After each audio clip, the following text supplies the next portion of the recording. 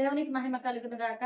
మీ అందరికి కూడా నూతన సంవత్సర శుభాకాంక్షలు అండి. మరి దావీదు రాజు అంటున్నాడు, నీ ఆశీర్వాదం నుండి నా కుటుంబము నిత్యము ఆశీర్వదించబడును గాక అని దావీదు రాజు అంటున్నాడండి.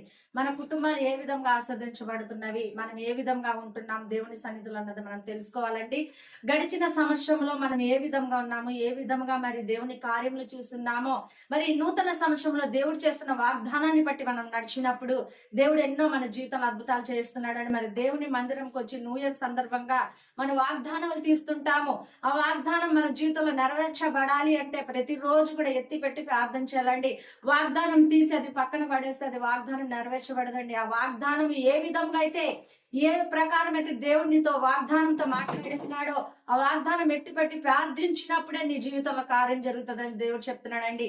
మరి ఎంత మంది అయితే ఆ విధంగా చేస్తున్నారో దేవుడు వారందరితో కూడా మాట్లాడాలి. ఆ వాగ్దానం నెరవేర్చబడాలి అంటే మనం ఆ వాగ్దానం ఎత్తిపెట్టి ప్రార్థన చేసే వారిగా, దేవుని చిత్తం తెలుసుకునే వారిగా, దేవుని యొక్క ప్రణాళిక మన పట్ల నెరవేర్చే వారిగా